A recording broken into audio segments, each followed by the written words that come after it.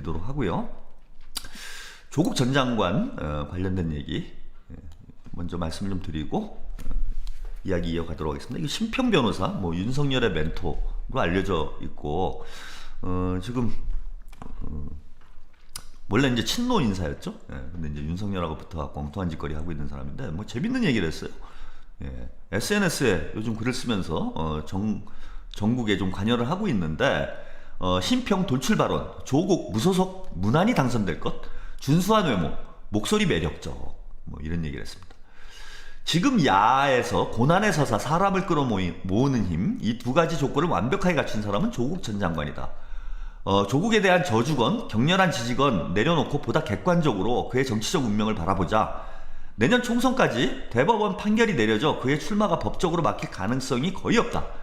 설사 무소속이라고 하더라도 조국이 가진 정치적 자산이 워낙 출중하다. 무난하게 당선될 것이다. 그 후의 과정 어쩌면 무시무시해 극도의 불안전성, 혼돈이 우리 정계에 밀어닥치지 않을까 걱정이 된다 라는 내용으로 이렇게 자신의 페이스북에 글을 썼어요. 그래서 고난의 서사, 이게 이제 중요하다, 이런 얘기를 했습니다. 뭐 제가 이제 제 생각하고 이제 비슷한 상황인 거예요. 심평 변호사도 이제 뭐 그 상황을 객관적으로 분석하는. 저는 이제 부활의 서사라고 얘기를 합니다. 고난의 서사만 가지고는요, 뭐 유력한 정치인이 될 수 있어도 정치 지도자가 될 수는 없어요. 정치 지도자가 되려면 부활의 서사가 있어야 돼요. 그러니까 죽었다 살아나야 돼. 저는 성경도 일종의 이제 메타포로 이해를 합니다. 역사를 이스라엘이죠. 유대인들의 역사를 문학적 방식으로 해석한 게 성경이라고 봐요. 과거에 이제 문자도 없고, 뭐 글자도 못 읽는, 특히 이제 민초들은 글자도 못 읽는, 뭐 이런 시대에 역사 교육을 할 수 있는 방법이 구전으로 해야 되는데, 구전을 하려면 재밌어야 되거든. 재밌어야 되니까, 재밌게 문학적 요소를 가미해서, 신화적 요소를 가미해서, 만들어지는 게 이제 문학과 역사의 교집합이 저는 신화라는 그런 좀 입장을 가지고 있습니다. 그래서 뭐 이런 신화랄지, 뭐 예컨대 당군 신화, 뭐 그리스 신화, 이런 신화가 황당무계한 얘기들로 돼 있지만 이게 역사랑 전혀 관계가 없는 거다라고 보는 것도 편견이고요. 또 반대로 이걸 있는 그대로의 역사로 이해하는 것도 이제 우매한 거죠. 그래서 여기서 이제 긍정적인 부분들을 우리가 이제 섞어서 잘 보면 되는데, 유태인의 순환의 역사를 문학적 형식으로 해석한 것이 저는 이제 성서다 이렇게 보는데, 그러면 이제 그 예수님의 이제 죽음과 부활, 이것도 이제 하나의 정치적 상식이라고 봐요. 그러니까 마치 김대중 전 대통령이 2번이나 죽을 고비를 넘겼잖아. 현해탄, 대한해협이죠. 현해탄이 아니고, 대한해협에서 수장을 당할 뻔한 적이 있고, 그 다음에 감옥에 끌려가서 사형을 당할 뻔했던 이런 이제 고난을 겪었습니다. 이게 이제 그러다가 이제 살아났죠. 이게 이제 부활의 메타포라는 거예요. 부활의 서사라는 겁니다. 노무현 대통령도 마찬가지죠. 정치적으로 완전히 이제 패배해서 정치 인생이 끝날 뻔한 이런 위기를 극복하면서 재기에 성공을 하고 부활해서 이제 대통령까지 되는 이런 서사가 있었고, 이재명 당대표도 마찬가지입니다. 지금은 아직 이제 부활의 서사까지 왔는가? 약간 애매한 점은 있지만 이제 부활의 서사를 써가고 있는 과정이죠. 정치적으로 완전히 이제 무덤까지 갔다가 지금 무덤을 파고 다시 솟구쳐 오르는. 그래서 이 부활의 서사가 완성이 되면은 민주당 대통령이 됩니다. 그럼 조국 전 장관은 고난의 서사는 있는데 아직 부활의 서사가 없어요. 그러니까 제가 심평 변호사가 정치적으로는 저보다 한 단계 좀 급이 떨어지는 사람입니다. 정치를 이해하는. 고난의 서사만으로 대통령이 된다, 지도자가 된다? 그러면은 뭐 많지. 나도 그러면은 대통령 되게. 고난의 서사에 부활의 서사가 더해져야 비로소 진정한 정치 지도자가 되는 겁니다. 그러려면 조국 전 장관이 정치적으로 부활을 해야 돼요. 법률적으로 부활하는 건 그죠? 그 다음에 육체적으로 부활하는 건 말이 안 되고, 정치적으로 부활해야 됩니다.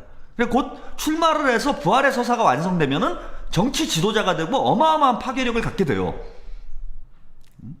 이게 이제 사실 헐리우드 영화만 봐도 이런 부활의 서사들 많이 활용을 합니다. 그래서 지금 심평이 걱정하는 건 그거예요. 뭐냐? 지금 고난의 서사는 있지만 부활의 서사가 없는 상태에서 총선에서 출마해서, 특히 저는 차라리 무소속이 낫다고 봅니다. 민주당으로 출마하게 되면 민주당에 대한 정치적 부담도 있지만 부활의 서사가 완벽해지지가 않아요. 마치 민주당이 어떤 도움을 받은 것처럼 보일 수 있어. 조국은 스스로의 힘으로 부활을 해야 됩니다. 그래야 이 시대의 예수로서 자신의 정치적인 위상을 확고히 할 수가 있어요. 그래서 차라리 무소속으로 나가거나 또 혹은 뭐 진보적인 다른 정당으로 출마하셔라. 그리고 저는 부산으로 나가야 됩니다. 부산에서 부활을 하셔야 부활의 서사가 완벽하게 완성이 돼요. 어려운 곳에서 부활을 해야 됩니다. 근데 심평이 언급한 대로요, 부산에 나가도 부산에 무소속으로 출마하셔도 저는 승리한다고 봅니다. 제가 두 가지 예언을 드릴게요. 다음 총선 때 조국 전 장관이 부산에 무소속으로 출마하도 저는 승리한다고 본다. 뭐 어느 분야의 지역 분야에 따라서 달라질 수는 있지만 장제원 지역구로 나갑시다.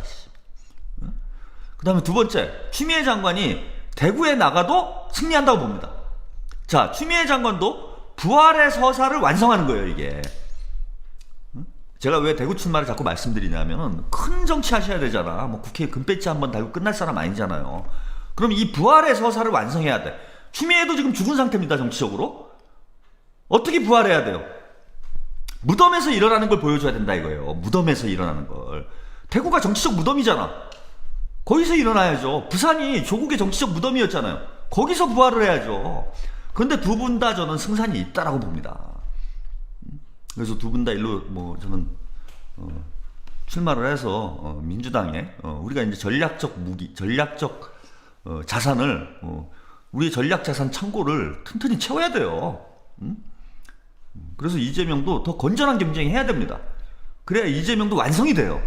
그래서 저는 뭐 김두관 지금 의원도 그렇고 뭐 송영길 당대표 이번 기회에 이제 대선 후보급 정치인으로 성장을 하는 거예요. 송영길도 부활의 서사가 완성되는 거예요. 이번에 이겨 나오면. 이기고 나와서 다음에 서울시장 되면은 부활의 서사가 완성되는 겁니다. 그러면 이제 진짜 지도자급 정치인으로 성장을 하는 거죠. 그 다음에 추미애 전 장관도 마찬가지입니다. TK에서 부활을 해야 된다. 그 다음에 조국 전 장관도 그렇다.